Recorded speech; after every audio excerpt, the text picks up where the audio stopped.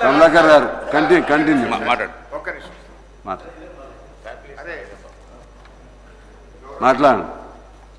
గౌరవనీయులు బీసీ సంక్షేమ శాఖ మంత్రివర్యులు, నా మిత్రుడు, మా జిల్లా శాసనసభ్యులు పొన్నం ప్రభాకర్ గారు ప్రవేశపెట్టినటువంటి ఈ బిల్లుకు బీఆర్ఎస్ పార్టీ సంపూర్ణమైన మద్దతును తెలియజేస్తుంది. ఈ బిల్లును మేము మనస్ఫూర్తిగా స్వాగతిస్తూ ఉన్నాము.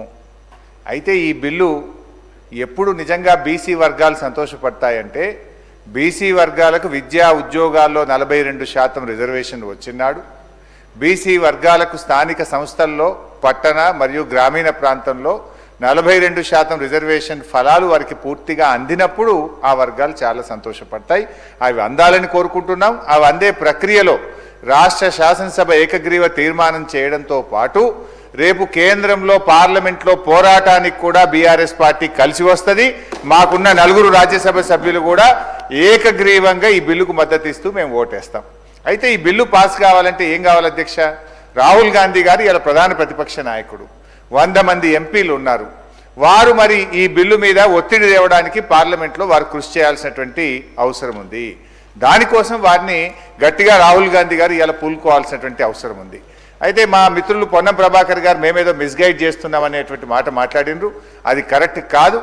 ఈ బిల్లు విషయంలో రాష్ట్ర శాసనసభలో గతంలో కేసీఆర్ గారు ఉన్నప్పుడు కూడా అధ్యక్ష, మేము మార్కెట్ కమిటీ చైర్మన్లలో డైరెక్టర్లలో బీసీలకు 50% రిజర్వేషన్ తెచ్చింది బీఆర్ఎస్ పార్టీ.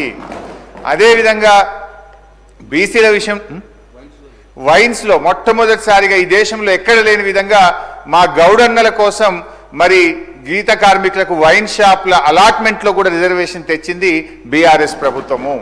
ఇట్లా మేము కొన్ని కార్యక్రమాలు చేసినాం.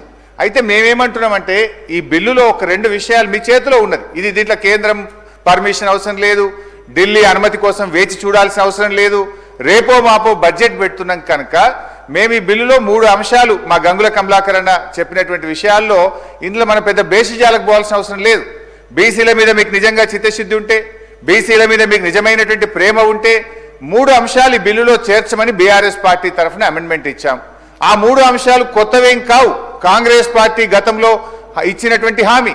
అందులో మొట్టమొదటిది గౌరవనీయులు గంగుల గారు చెప్పినట్టు 42% ప్రభుత్వ కాంట్రాక్ట్లలో బీసీలకు రిజర్వేషన్ చేస్తూ ఈ బిల్లులో చేర్చండి. దీంట్లో ఢిల్లీ పర్మిషన్ అవసరం లేదు, ఎవరు పర్మిషన్ అవసరం లేదు. రేపటి నుంచే ప్రతి కాంట్రాక్ట్లో బీసీలకు రిజర్వేషన్ వచ్చే అవకాశం ఉంది. ఇది మీరు ఎన్నికల సమయంలో బీసీలకు ఇచ్చిన హామీ. దీన్ని దయచేసి దాంట్లో చేర్చాలని చెప్పి కోరుతున్నాం. నంబర్ 1. ఒకటే నిమిషం సార్. 2వ అంశానికి వచ్చేసి బీసీలకు సప్లాన్ అమలు చేస్తామని మీరు చెప్పారు. గతంలో కేసీఆర్ గారు SC ST sub plan carry forward విధానంతో ఎస్సీ ఎస్టీ గౌరవ సభ్యులు చాలా సీనియర్ మంత్రి కూడా కాలుకు మెడకేస్తే ఎలా ఉంది సార్? ఇది వేరు దానికి వేరు సంబంధించి మీరు చర్చ పెట్టండి. చర్చలో మీరు ఇవన్నీ అడగండి. ఆమోదించు. ఇది బిల్లులో పెట్టేటువంటి అంశం అధ్యక్షుడు. ఇది బిల్లులో 42% కాంట్రాక్ట్ ఇవ్వమని చెప్పి బిల్లులో కేంద్రానికి పంపే బిల్లు పంపుతారు, దానికి దీన్ని లెక్క పెడతారు. అరే మీరు ఇదే కదా నేను అడుగుతుంది. మొండికే గురి తొండి పెట్ట గురి, మీరు తొండాట ఆడతారో తెలిసి కూడా నేను రిక్వెస్ట్ చేసి వినమ్రపూర్వకంగా అంటున్నా. నేనేమడుగుతున్నా సార్, 42% రిజర్వేషన్లది, వైన్స్లది, లేకపోతే ఇతరాత్రకు సంబంధించి ఈ బిల్లుకి ఏం సంబంధం అధ్యక్ష? ఈ బిల్లు అరే దానికి సంబంధించి చర్చ పెట్టండి, మీరు అడగండి, మీరు అమెండ్మెంట్ ఇవ్వండి. కానీ దానికి సంబంధించి కాక పెద్ద ఇదే బిల్లు. అరే మీరు ఈ బిల్లుకు సంబంధించిన విషయంలో ఇవాళ కేంద్ర ప్రభుత్వం కూడా మన ముక్త కంఠాన్ని, మన గొంతు ఒక్కటే విడుతున్నాడు అని ఢిల్లీకి బరాబర్ ముఖ్యమంత్రి గారు ముందే చెప్పినారు. ఢిల్లీకి వెళ్దాం అందరం చెప్పినాం. పొద్దున శాసనసభ్యులు అందరూ ఢిల్లీకి వెళ్దాం, అందరూ అన్ని పక్షాలను తీసుకెళ్లడానికి రెడీగా ఉన్నారు. మీరు మనం బరాబర్గా కేంద్రం ఒప్పించే ప్రయత్నం చేద్దాం. దానికి సింగిల్ టోన్ పోవాలి తెలంగాణ నుంచి. తమిళనాడు మనకు ఆదర్శం. అంతే తప్ప దీని మీద ఊరికే నేను చెప్పినట్టుగా నేను కోడికి ఎంటికెళ్ళ గుడ్డుకి ఎంటికెళ్ళే ప్రయత్నం వద్దయ్యా. దయచేసి నేను మళ్ళీ కోరుతా ఉన్నా. ఇది ఏదో కామారెడ్డి అవన్నీ డిస్కషన్ చేయండి. Me your right. ఇంకా చాలా టైం ఉన్నది. ఇక్కడ ఏదైతే బడ్జెట్ మీద మాట్లాడండి, పద్దుల మీద మాట్లాడండి, వేరే ఏదైనా మాట్లాడండి. ఇది ఓన్లీ బీసీలకు సంబంధించి ఒక చారిత్రాత్మకంగా ఉండబడేటువంటి ఒక అంశం.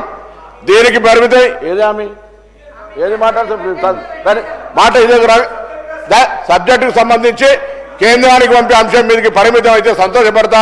అందుకు మళ్ళీ వాళ్ళని విజ్ఞప్తి చేస్తా ఉన్నా. వేరే అంశాలను దీనికి కాలుకు మెడకేసి అనవసరంగా డిస్కషన్ చేసి సెంట్రల్ ముందర మనం ఎంతో వీళ్ళు ఐక్యంగా లేరు అనేటువంటి వాతావరణం తెచ్చే ప్రయత్నం చేయదు. వాళ్ళకి అటువంటి ఉద్దేశం ఉంటే నేనేం చేయలేను అధ్యక్ష. ఇది రాష్ట్రంలో బలహీన వర్గాలు గమనిస్తారు, ఆలోచన చేయమని కోరుతాను. కమలాకర్ గారు మాట్లాడండి. మీ సభ్యులే కదా హరీష్ గారు.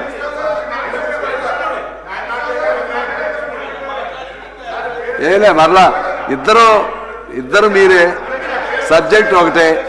కమలాకర్ గారు దానికి ఆథరైజ్డ్ కాబట్టి మాట్లాడండి. అది సమయం చూడండి ప్లీజ్. కానీ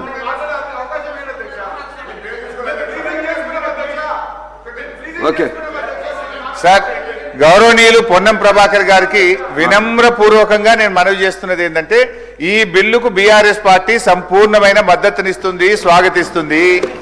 ఈ బిల్లు విషయంలో మీరు అఖిల పక్షాన్ని ఢిల్లీ తీసుకుపోతే మీతో పాటు రావడానికి ఏ పోరాటానికైనా బీఆర్ఎస్ పార్టీ సిద్ధంగా ఉంది. అయితే ఈ విషయం ఢిల్లీ చేతుల్లో ఉంది. అప్పటిదాకా వేచి చూడకుండా మేము అంటున్న దానికి మీరు బేసిజాలకు పోవాల్సిన అవసరం లేదు. సింపుల్ గా ఈ బిల్లులో 3 అమెండ్మెంట్లు అడుగుతున్నాం. బీసీ సబ్ ప్లాన్ ను ఈ ఆర్థిక సంవత్సరంలో పెట్టే బడ్జెట్ లో బీసీ సబ్ ప్లాన్ ను మీరు ఇచ్చిన మాట ప్రకారంగా ఈ బిల్లులో చేర్చండి. బీసీ సబ్ ప్లాన్ ను పెట్టండి. బడ్జెట్ లో 20,000 కోట్ల రూపాయల నిధులు పెట్టండి. కాంట్రాక్టుల్లో బీసీలకు 42% రిజర్వేషన్ కల్పిస్తూ ఈ బిల్లులో చేర్చడం ద్వారా బీసీల కొరకు ఏం చేయాలనేటువంటి తప్పకుండా హరీష్ రావు గారికి సారి మళ్ళీ గౌరవ సభ్యులు సలహా తీసుకుంటాం. కానీ ఇది ఒక చట్టము, ఈ చట్టము కేంద్రానికి పంపాలి. మీరేమో మళ్ళీ ఇక్కడ ఈ అంశాలను ఇందులో ప్రస్తావిస్తూ ఉంటారు. వీటిని మీరు చర్చించే మంచి సమయం ఉంది, మాట్లాడదాం. మీరు మేము మనము ఏంది పరిస్థితి, 10 ఏళ్లలో ఏం జరిగింది, ఇక్కడ ఏం జరిగింది, ఇవన్నీ ఇప్పుడు నేను రాజకీయ విమర్శలకు పోదలుచుకోలేదు కాబట్టి నేను పరిమితం అవుతాను అధ్యక్ష. ఇది చట్టము, మనం కేంద్రానికి పంపాలి. ఆడికి పరిమితం అయితే గౌరవ శాసనసభ్యుడు ఇప్పుడు మాట్లాడుతున్న గంగుల కమలాకర్ మరొక్కసారి కోరుతా ఉన్నా, ఆ పార్టీ నాయకుడు ఎన్నికకి దయచేసి ఏం వినమ్రపూర్వకంగా మళ్ళీ కోరుతాం. ఇది గొంతు ఒక్కటిగా గట్టిగా మనం ఎప్పుడైనా జిందాబాద్ కొడితే ఎట్లా గట్టిగా కొడతామో అట్లా ఢిల్లీకి వినబడేటట్టుగా అందరూ కలిసి తీసుకుపోవాలని కోరుతా ఉన్నా. కమలాకర్ గారు ప్లీజ్. అధ్యక్ష, గౌరవ ముఖ్యమంత్రి గారు రేవంత్ రెడ్డి గారు సభలు ఉన్నారు అధ్యక్ష. మాటికి మీరు అవకాశం ఇచ్చిండ్రు, మీరే డిస్టర్బ్ చేస్తారు అధ్యక్ష. ముఖ్యమంత్రి ఉన్నారు కదా ఇప్పుడు అధ్యక్ష, హరీష్ గారికి ఎక్కువ సమయం ఇచ్చారు, మీరు మాట్లాడండి. నేను మళ్ళీ క్లియర్ చెప్తున్నా అధ్యక్ష. గౌరవ ముఖ్యమంత్రి రేవంత్ రెడ్డి గారు చెప్పినట్టు ఇది యొక్క బిల్లును పాస్ చేయించుకొని పార్లమెంట్లో పాస్ చేయించుకొని 9th షెడ్యూల్లో పెడతాన్నందుకు నేను నిజంగానే ఆహ్వానిస్తున్నాను. నిజంగా మా జాతులు ఎప్పుడు సంతోషపడతాయంటే ఇవి ఇంప్లిమెంట్ కావాలని. నేను గౌరవ ముఖ్యమంత్రి గారు ఇక్కడే ఉన్నారు, ఇంప్లిమెంట్ చేయాలంటే 2 ఇబ్బందులు ఉన్నాయి కాబట్టి అధ్యక్ష ఈ యొక్క హడల్స్ క్లియర్ చేసుకొని సాఫీగా పోవాలని చెప్పేసి నేను మనస్ఫూర్తి కోరుకున్నా అధ్యక్ష. నేను మళ్ళీ చెప్తున్నాం, మా బీఆర్ఎస్ పార్టీ స్వాగతిస్తుంది, మద్దతు ఇస్తుంది. అవసరమైతే మీ ఎంబడి వచ్చి ఢిల్లీలో నిరాహార దీక్ష చూడంగా మీ ఎంబడి సిద్ధంగా ఉన్నాం. జయలలిత ఎలా తీసుకోమని చెప్పి మేము కోరుతున్నాం మేము కూడా. కానీ ఈ యొక్క చట్టాన్ని 9th షెడ్యూల్లో పెట్టించే బాధ్యత కూడా గౌరవ ముఖ్యమంత్రి రేవంత్ రెడ్డి తీసుకోవాలి. ప్రెజర్ కూడా బీజేపీ ప్రభుత్వం మీద ప్రెజర్ పెట్టాలి. ఈ 2 ప్రభుత్వాలు కూర్చున్నాక 5 నిమిషాల లోపల 9th షెడ్యూల్లో ఇస్తుంది.